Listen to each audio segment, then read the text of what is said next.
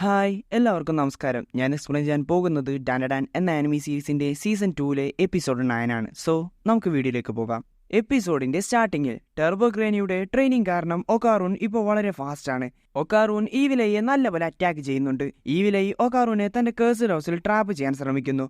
But ഒക്കാറൂൺ അതിൽ നിന്ന് വെളിയിൽ വരുന്നു. എന്നിട്ട് ഫുൾ ത്രോട്ടൽ ഉപയോഗിച്ച് ഈവിലയെ അറ്റാക്ക് ചെയ്യുന്നു. അറ്റാക്കിന്റെ പവർ കാരണം മോമയുടെ വീട് മുഴുവനായി തകർന്നു പോകുന്നു. ഒക്കാറൂൺ നോർമലായി മാറുന്നു.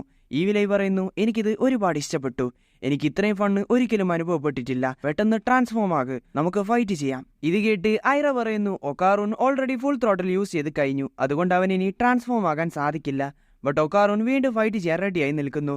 ഇത് കണ്ട് മോമോ മുത്തശ്ശിയോട് പറയുന്നു, നമ്മളിവരെ എങ്ങനെയെങ്കിലും സ്റ്റോപ്പ് ചെയ്യണം. ഇത് കേട്ട് മുത്തശ്ശി, അങ്ങനെ ചെയ്യുകയാണെങ്കിൽ ഈ വിലയെ ഇല്ലാതാക്കേണ്ടി വരും. ടെർബോ ഗ്രാനി ഒക്കാറിനോട് ചോദിക്കുന്നു, നീ ഇനി എന്താണ് ചെയ്യാൻ പോകുന്നത്? നിന്റെ കാലൊക്കെ നല്ലപോലെ വിറക്കുന്നുണ്ട്, നിനക്കിവിടെ നിൽക്കാമെന്നല്ലാതെ വേറൊന്നും ചെയ്യാൻ സാധിക്കില്ല.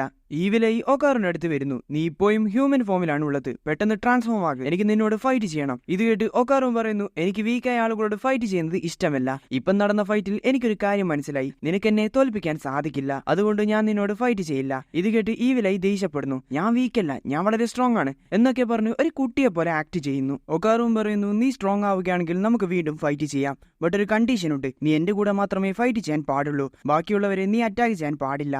ഇത് കേട്ട് ഈ വിലൈ, ഓക്കെ, ഞാൻ നിന്റെ കൂടെ മാത്രമേ ഫൈറ്റ് ചെയ്യൂ. ഇത് കേട്ട് ഒക്കാറൂൺ, ബട്ട് നീയല്ലേ പറഞ്ഞത് ഞാൻ എല്ലാ ഹ്യൂമൻസിനെയും ഇല്ലാതെയാക്കുമെന്ന്, അപ്പൊ ഞാൻ നിന്നെ എങ്ങനെ വിശ്വസിക്കും? ഇത് കേട്ട് ഈ വിലൈ, ഞാൻ നിന്നോട് മാത്രമേ ഫൈറ്റ് ചെയ്യൂ. ഒക്കാറൂൺ പറയുന്നു, എനിക്ക് സ്കൂളുണ്ട്, സോ എനിക്ക് എല്ലാ ദിവസവും ഫൈറ്റ് ചെയ്യാൻ സാധിക്കില്ല, നമുക്ക് വീക്കിൽ ഒരു ദിവസം ഫൈറ്റ് ചെയ്യാം. ഇനി പറ, നീ ഈ ഡീലിന് ഓക്കെ ആണോ? ഒക്കാറൂന്റെ പ്ലാൻ എന്താണെന്ന് മുത്തശ്ശിക്ക് മനസ്സിലാകുന്നു. മോമോ ടെർബോ ഗ്രാനിയോട് ഒക്കാറൂൺ എന്താണ് ചെയ്യാൻ പോകുന്നതെന്ന് ചോദിക്കുന്നു. ഇത് കേട്ട് ഗ്രാനി ഒക്കാറൂൺ പറഞ്ഞ കാര്യം പറയുന്നു. ഈ വിലൈ കളിക്കാൻ ആഗ്രഹമുള്ള ഒരു ചെറിയ കുട്ടിയെ പോലെയാണ്. അവൻ വിചാരിക്കുന്നത് കളിക്കുന്നതും ഒരാളെ കൊല്ലുന്നതും സെയിം ആണെന്നാണ്. അവന്റെ കൂടെ കളിക്കാൻ ഈ വിലയ്ക്ക് ഒരു ഫ്രണ്ടിനെ വേണം, സോ ഞാൻ അവന്റെ ഫ്രണ്ടായി മാറും. അതിനു മുമ്പ് എനിക്ക് അവനെ ഫൈറ്റിൽ തോൽപ്പിക്കണം. ഇത് കാരണം ഈ വിലയുടെ ഫോക്കസ് മുഴുവനും എന്നിലായിരിക്കും. ഇത് കാരണം ഈ വിലൈ മോമയും ബാക്കിയുള്ളവരെയും അറ്റാക്ക് ചെയ്യില്ല. മേ ബി ഞാൻ സ്ട്രോങ് ആയാൽ എനിക്ക് ഈ വിലയുടെ ഫ്രണ്ട് ആകാൻ സാധിക്കും. ഇവിടെ ഒക്കാറും പറയുന്നു, നമുക്ക് ആഴ്ചയിൽ ഒരു ദിവസം, അതായത് ട്യൂസ്ഡേ ഫൈറ്റ് ചെയ്യാം. ഇത് കേട്ട് ഈ വിലൈ തന്റെ ഷഡ്ഡി അയച്ച് പറയുന്നു, ഈ ഷഡ്ഡിക്ക് നിന്റെ കണ്ടീഷൻ ഓക്കെ അല്ല, ഇതിനെല്ലാ ഹ്യൂമൻസിനെയും കൊല്ലണം, അതുകൊണ്ട് ഞാൻ നിന്നെ കൊല്ലുന്നത് വരെ ഈ ഷഡ്ഡി നിന്റെ കയ്യിൽ വെച്ചോ.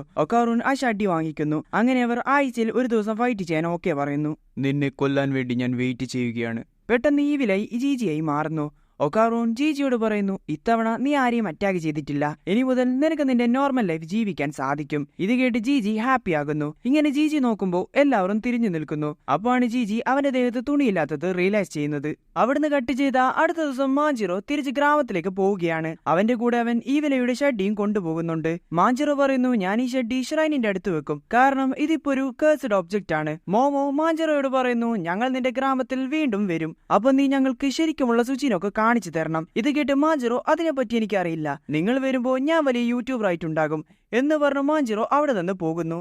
ദെൻ അവിടെ ജീജിയുടെ പാരന്റ്സ് വരുന്നു. അവർ ജീജിയെ തിരിച്ചു കൊണ്ടുപോകാൻ വന്നതാണ്. ജീജിയെ സംരക്ഷിച്ചതിന് അവർ മുത്തശ്ശിയോട് നന്ദി പറയുന്നു. ബട്ട് മുത്തശ്ശി, എനിക്ക് അവനെ നല്ലപോലെ പ്രൊട്ടക്ട് ചെയ്യാൻ സാധിച്ചില്ലെന്ന് പറഞ്ഞ് ക്ഷമ ചോദിക്കുന്നു. ഇത് കണ്ട് എല്ലാവരും അത്ഭുതപ്പെടുന്നു, കാരണം മുത്തശ്ശി ഇങ്ങനെയൊന്നും സംസാരിക്കാറില്ല. ദെൻ മുത്തശ്ശി ജീജിയോട് പറയുന്നു, നിന്റെ ട്രെയിനിങ് നീ കണ്ടിന്യൂ ചെയ്യണം, ഈ വിലൈ ഇപ്പോഴും നിന്റെ ഉള്ളിലുണ്ട്, സോ എന്തെങ്കിലും സംഭവിച്ചാൽ ഉടനെ ഇവിടെ വരണം. ദെൻ ജീജി അവരോട് നന്ദി പറഞ്ഞ് അവിടെ നിന്ന് പോകുന്നു. ഐറയും ഒക്കാറൂനും പോകാൻ റെഡിയാകുന്നു. ഒക്കാറൂൺ മോമയോട് നാളെ കാണാമെന്ന് പറയുന്നു. ഇത് കേട്ട് മോമോ, ഇത്രയുള്ളോ, ഒന്നും പറയാനില്ലേ എന്ന് പറഞ്ഞ് ബ്ലഷ് ചെയ്യുന്നു. അപ്പൊ അവിടെ ഐറ വന്ന് മോമയോട് ഫൈറ്റ് ചെയ്യുന്നു. നീ ഇവിടെ ഒക്കാറിനോട് എന്താണ് സംസാരിക്കുന്നത്? ദെൻ അവർ രണ്ടുപേരും അവിടെ നിന്ന് പോകുന്നു. ഇങ്ങനെ എല്ലാം അവസാനിച്ചെന്ന് പറഞ്ഞ് മോമ നിൽക്കുമ്പോ അവൾക്കൊരു കാര്യം ഓർമ്മ വരുന്നു. അവരുടെ വീട് ഇപ്പൊ മുഴുവനും തകർന്നിട്ടാണുള്ളത്. ഇത് കേട്ട് മുത്തശ്ശി, നമുക്ക് പുറത്തു പോയി എൻജോയ് ചെയ്യാമെന്ന് പറയുന്നു. ഇത് കേട്ട് മോമോയും ടെർബോ ഗ്രാനിയും ഹാപ്പി ആകുന്നു. അങ്ങനെ അവർ ഹോട്ട് ടബിൽ പോയി റിലാക്സ് ചെയ്യുന്നു. ആൻഡ് അവർ മസാജ് ചെയ്യുന്നു. ഇങ്ങനെ ആ ദിവസം മുഴുവനും അവർ റിലാക്സ് ചെയ്യുന്നു. തിരിച്ചു പോകുമ്പോ മോമോ ചോദിക്കുന്നുണ്ട്, നമ്മുടെ വീട് എങ്ങനെ ശരിയാക്കും? ഇത് കേട്ട് മുത്തശ്ശി പറയുന്നു, നമ്മൾ വീട് റീബിൽഡ് ചെയ്യണം. ഇത് കേട്ട് മോമോ, നമ്മുടെ കയ്യിൽ അത്ര പൈസയുണ്ടോ? ഇല്ല, അവസാനമുള്ള പൈസയാണ് ആ ബാത്ത് ഹൗസിൽ കൊടുത്തത് എന്ന് മുത്തശ്ശി പറയുന്നു. ഇത് കേട്ട് മോമോ, ഞാൻ പാർട്ട് ടൈം ജോബ് തുടങ്ങിയിട്ടല്ലേ ഉള്ളൂ, അതുകൊണ്ട് എന്റെ കയ്യിൽ പൈസയൊന്നുമില്ല, അതിന് നിന്റെ പൈസ ആർക്ക് വേണം എന്ന് മുത്തശ്ശി ചോദിക്കുന്നു. ഇത് കേട്ട് മോമോ, നിങ്ങൾ എന്തിനാണ് ടഫായി ആക്ട് ചെയ്യുന്നത്? നമ്മുടെ വീട്ടിൽ കുറെ പേര് താമസിക്കുന്നുണ്ട്, സോ നിങ്ങൾക്ക് വീട് ശരിയാക്കാൻ അവരുടെ കയ്യിൽ നിന്ന് പൈസ വാങ്ങിക്കൂടെ? ഇത് കേട്ട് മുത്തശ്ശി, അതിന്റെ ഒന്നും ആവശ്യമില്ല, നിനക്ക് നിന്റെ മുത്തശ്ശിയെ മനസ്സിലായിട്ടില്ല. ഇങ്ങനെ അവർ തിരിച്ച് വീട്ടിൽ വരുമ്പോ അവിടെ ഒരു ഏലിയനെ അവർ കാണുന്നു. അതിനെ കണ്ടതും രണ്ടുപേരും അതിനെ കിക്ക് ചെയ്യുന്നു. എന്നിട്ട് അതിനോട് ഇതൊരു പ്രൈവറ്റ് പ്രോപ്പർട്ടിയാണ് എന്ന് പറയുന്നു.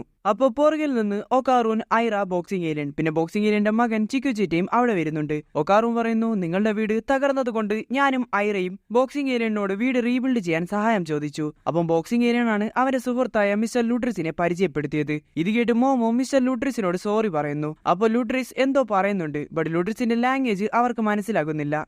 ബോക്സിംഗ് ഏലിയൻ മിസ്റ്റർ ലൂട്രിസിന്റെ ലാംഗ്വേജ് അവർക്ക് ട്രാൻസ്ലേറ്റ് ചെയ്ത് കൊടുക്കുന്നു. നിങ്ങളെപ്പോലുള്ള സുന്ദരിയായ പെണ്ണ് എന്നെ ചവിട്ടിയതിൽ എനിക്ക് സന്തോഷമേ ഉള്ളൂ. ഇത് കേട്ട് മോമോ ബട്ട് കണ്ടിട്ട് അവന് നല്ല ദേഷ്യത്തിലാണെന്ന് തോന്നുന്നു. ദെൻ ബോക്സിംഗ് ഏലിയൻ പറയുന്നു, മിസ്റ്റർ ലുഡ്രിസ് ഒരു കൺസ്ട്രക്ഷൻ സ്പെഷ്യലിസ്റ്റ് ആണ്, സോ നിങ്ങളുടെ വീട് പെട്ടെന്ന് തന്നെ റീബിൽഡ് ചെയ്യും. ഇത് കേട്ട് മുത്തശ്ശി പറയുന്നു, നിങ്ങൾ എല്ലാവരും വീട്ടിൽ പോയി റെസ്റ്റ് എടുക്ക്, ഇവിടുത്തെ കാര്യം ഞാൻ നോക്കിക്കൊള്ളാം. ഇത് കേട്ട് ബോക്സിംഗ് ഏലിയനും ഒക്കാറൂനും പറയുന്നു, നിങ്ങൾ ഞങ്ങൾക്ക് വേണ്ടി കുറെ സഹായം ചെയ്തിട്ടുണ്ട്, ഇത് ഞങ്ങൾക്ക് നിങ്ങളെ സഹായിക്കാൻ കിട്ടിയ അവസരമാണ്. ബട്ട് മുത്തശ്ശി അപ്പോഴും പറയുന്നു, ഇതൊക്കെ ഞാൻ ഒറ്റയ്ക്ക് മാനേജ് ചെയ്യും. ഇത് കേട്ട് ഒക്കാറൂൻ, മിസ് സൈക്കോ, നിങ്ങൾക്കറിയാം നിങ്ങൾക്ക് ഇത് ഒറ്റയ്ക്ക് മാനേജ് ചെയ്യാൻ സാധിക്കില്ലെന്ന്. ഇത് കേട്ട് മുത്തശ്ശി ഒന്ന് ആലോചിച്ചിട്ട് എനിക്ക് പറ്റുമെന്ന് പറയുന്നു. ഇത് കേട്ട് മോമോ ഞങ്ങൾക്ക് ഹെൽപ്പ് വേണമെന്ന് പറയുന്നു. അങ്ങനെ അവസാനം മുത്തശ്ശി അവരുടെ ഹെൽപ്പ് സ്വീകരിക്കുന്നു. ദെൻ ബോക്സിംഗ് ഏലിയൻ കുറെ ക്യൂബ്സ് വെളിയിലെടുക്കുന്നു. ഇതിന്റെ പേരാണ് നാനോ സ്കിൻ. ഈ നാനോ സ്കിൻ ഉപയോഗിച്ചാണ് ഇവർ ഈ വീട് റീബിൽഡ് ചെയ്യാൻ പോകുന്നത്. ഈ ക്യൂബ്സ് യൂസ് ചെയ്യുന്നത് വളരെ സിമ്പിൾ ആണ്. ഇത് ഉപയോഗിച്ച് നമുക്ക് എന്തും നിർമ്മിക്കാൻ സാധിക്കും. ഇതൊരു മെമ്മറി അലോയ് ആണ്. അതുകൊണ്ട് ഇപ്പോ നിങ്ങൾ നിർമ്മിച്ച വസ്തു തകർന്നു പോയാലും നാനോ സ്കിൻ അത് വീണ്ടും പഴയതുപോലെ ആക്കും. നിങ്ങൾ ചെയ്യേണ്ടത് ഏതെങ്കിലും ഇമേജ് മനസ്സിൽ ആലോചിക്കുക. നാനോ സ്കിൻ നിങ്ങളുടെ ബ്രെയിനിലെ ഇലക്ട്രിക് സിഗ്നൽസ് ക്യാച്ച് ചെയ്ത് നിങ്ങൾ മനസ്സിൽ വിചാരിച്ച ഇമേജ് നിർമ്മിക്കും. ഇങ്ങനെ ചെയ്ത് മോമോ ഒരു ക്യൂബ് ബുദ്ധയുടെ ശിലയായി മാറ്റുന്നു. ടെക്നിക്ക് മനസ്സിലാക്കി എല്ലാവരും വീട് റീബിൽഡ് ചെയ്യാൻ തുടങ്ങുന്നു. അങ്ങനെ അടുത്ത ദിവസം രാവിലെ അവർ ആ വീട് കംപ്ലീറ്റ് ചെയ്യുന്നു. ബട്ട് ഇപ്പോഴും മിസ്റ്റർ ലൂട്രിസ് വളരെ ദേഷ്യത്തിലാണ്. മോമോ ഒക്കാറിനോടും ഐറയോടും നന്ദി പറയുന്നു. ഒക്കാറും പറയുന്നു, ഈ വീട് എനിക്ക് എന്റെ സ്വന്തം വീട് പോലെയാണ്, സോ ഈ വീട് തകർന്നപ്പോ എനിക്ക് എന്തോ പോലെ തോന്നി. ഇത് കേട്ട് മോമോ, ഈ വീട് ഇപ്പോ വിയേർഡായ ആളുകൾക്ക് വേണ്ടിയുള്ളതാണ്, സോ നമ്മൾ ഇത് പ്രൊട്ടക്ട് ചെയ്യണം. ദെൻ ഒക്കാറുവിനെ നോക്കി, നിനക്ക് എപ്പോ വേണമെങ്കിലും ഇവിടെ വരാം എന്ന് പറയുന്നു. ദെൻ അവർ എല്ലാവരും തിരിച്ചു പോകുന്നു. മോമയും മുത്തശ്ശിയും തിരിച്ച് വീട്ടിലേക്ക് പോകുന്നു. ഇവിടെ ജിജിയുടെ അമ്മ ട്രക്കൊക്കെ ഡ്രിഫ്റ്റ് ചെയ്ത് അവിടെ വരുന്നുണ്ട്. അവരുടെ വന്നത് വീട് റീബിൽഡ് ചെയ്യാൻ വേണ്ടിയാണ്. ഇവരുടെ സൗണ്ട് കേട്ട് മോമോ വെളിയിൽ വരുന്നു. എന്നിട്ട് അവരോട് ശബ്ദം ഉണ്ടാക്കരുതെന്ന് പറയുന്നു, കാരണം മുത്തശ്ശി നല്ല ഉറക്കിലാണ്. അവിടുന്ന് കട്ട് ചെയ്ത ഇപ്പൊ മോമയും ജിജിയും സ്കൂളിലേക്ക് പോവുകയാണ്. മോമോ ചോദിക്കുന്നുണ്ട്, ഈവിലായി പുറത്തു വരാറുണ്ടോ? ഇത് കേട്ട് ജിജി, 2-3 തവണ ഞാൻ ഈവിലായി മാറിയിട്ടുണ്ട്. ഇത് കേട്ട് മോമോ ഷോക്ക് ആവുന്നു. ജിജി പറയുന്നു, അവനൊന്നും ചെയ്തിട്ടില്ല, അവനവന്റെ പ്രോമിസ് കീപ്പ് ചെയ്യുന്നുണ്ട്. ആ ട്രെയിനിങ് കൊണ്ടാണോ എന്നറിയില്ല, ഇപ്പൊ എനിക്ക് ഈവിലയോട് ഒരു സ്ട്രോങ് കണക്ഷൻ ഫീൽ ചെയ്യുന്നുണ്ട്. ഇങ്ങനെ ഇവർ സംസാരിക്കുമ്പോൾ ജിജി മോമയോട് ചോദിക്കുന്നു, നിനക്ക് ആരോടെങ്കിലും ഇഷ്ടമുണ്ടോ? ഇത് കേട്ട് മോമോ ഒന്ന് സ്റ്റെക്കായി അവിടെ നിന്ന് പോകുന്നു. ഇത് കണ്ട് ജിജി അവളെ കളിയാക്കുന്നു. അപ്പൊ അവിടെ സ്കൂളിലെ ജിജിയുടെ ഫാൻസ് വരുന്നു. ഓ ജിജി, നീ ഇത്രയും ദിവസം എവിടെയായിരുന്നു? ഇങ്ങനെ ജിജി അവരോട് സംസാരിക്കുമ്പോൾ ഒരു പെൺകുട്ടി അവളുടെ കൂൾ ഡ്രിങ്ക് ജിജിക്ക് കൊടുക്കുന്നുണ്ട്. ഇത് കണ്ടതും മോമോ സ്റ്റോപ്പ് ചെയ്യാൻ ശ്രമിക്കുന്നുണ്ട്. അപ്പോഴേക്കും ജിജി ഈവിലയായി മാറുന്നു. ബട്ട് ഇത്തവണ ജിജി ഈവിലയായി മാറിയപ്പോ അവന്റെ ഡ്രസ്സിന് ഒന്നും തന്നെ സംഭവിക്കുന്നില്ല. ആൻഡ് അവിടെയുള്ള ഗേൾസിന് ജിജി ഈവിലയായി മാറിയതായി തോന്നുന്നില്ല. അവർ വളരെ നോർമലായിട്ടാണ് സംസാരിക്കുന്നത്. ഈ ഫ്ലേവർ എങ്ങനെയുണ്ട്? ഇത് കേട്ട് ഈവിലായി, ഫ്ലേവർ നല്ല ടേസ്റ്റ് ഉണ്ട്, ഇനി ഞാൻ നിങ്ങളെ കൊന്നു കളയും. ഇത് കേട്ട് അവരെല്ലാവരും ഷോക്കാവുന്നു. പെട്ടെന്ന് മോമോ വന്ന് അവൻ അവിടെ നിന്ന് കൊണ്ടുപോകുന്നു. മോമോ ഈവിലയോട് പെട്ടെന്ന് ജിജിയായി മാറാൻ പറയുന്നു. ബട്ട് ഈവിലൈ അതിന് സമ്മതിക്കുന്നില്ല, കാരണം അവൻ കുടിക്കുന്ന ഡ്രിങ്കിന് നല്ല ടേസ്റ്റ് ഉണ്ട്. അപ്പൊ ഈവിലൈ ബാക്കിയുള്ള സ്റ്റുഡൻസ് ഫുട്ബോൾ കളിക്കുന്നത് കാണുന്നു. ഇത് കണ്ട് ഈവിലൈ അത് എന്റേതാണെന്ന് പറഞ്ഞ് അവിടെ ഓടിപ്പോകുന്നു. ഇത് കണ്ട് അവിടെയുള്ളവർ, ഓ ജിജി, നീ അവസാനം ഫുട്ബോൾ ടീമിൽ ജോയിൻ ചെയ്തോ? ഇവിടെ ഈവിലൈ ഫുട്ബോൾ കൈകൊണ്ട് പഞ്ച് ചെയ്യുന്നു. ഈവിലയുടെ പവർ കാരണം ബാക്കിയുള്ളവർ തെറിച്ചു പോകുന്നു. മോമോ ചൂടുവെള്ളം കൊടുത്ത് ഈവിലയെ ജിജിയെ മാറ്റാൻ നോക്കുമ്പോൾ അവിടെ എവിടെയും ചൂടുവെള്ളമില്ല. ദെൻ മോമോ അവനെ ക്ലാസ്സിൽ കൊണ്ടുപോകുന്നു. മോമോ അവനോട് മര്യാദയ്ക്കിരിക്കാൻ പറയുന്നുണ്ട്. ഈവിലയെ നോക്കുമ്പോൾ എല്ലാ കുട്ടികളും അവരുടെ നോട്ടിൽ എന്തൊക്കെയോ എഴുതുന്നുണ്ട്. ഇത് കണ്ട് അവനും എഴുതാൻ ശ്രമിക്കുന്നു. ഇത് കണ്ട് മോമോ, നീ എന്താണ് എഴുതുന്നതെന്ന് ചോദിക്കുന്നു. ഇത് കേട്ട് ഈവിലൈ, എനിക്ക് എല്ലാവരും കൊല്ലണമെന്ന് വളരെ സൗണ്ടിൽ പറയുന്നു. ഇത് കേട്ട് അവരുടെ സാറ് ജിജിയോട്, നിനക്ക് എന്റെ ക്ലാസ്സിൽ ആരെയാണ് കൊല്ലേണ്ടത് എന്ന് ചോദിക്കുന്നു. സാറ് നല്ല ലുക്ക് ആയിട്ടുണ്ടല്ലേ. എനിവേ, ഇവിടെ ലഞ്ച് ബ്രേക്കിലും മോമോക്ക് ചൂടുള്ള ഐറ്റംസ് ഒന്നും ലഭിക്കുന്നില്ല.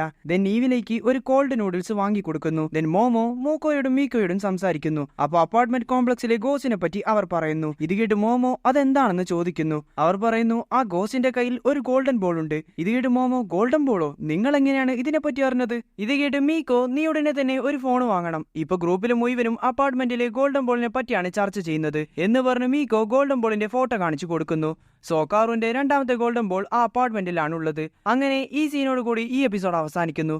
സോ വീഡിയോ ഇഷ്ടപ്പെട്ട സബ്സ്ക്രൈബ് ചെയ്യുക ആൻഡ് അടുത്ത എപ്പിസോഡ് കാണാം. ബൈ.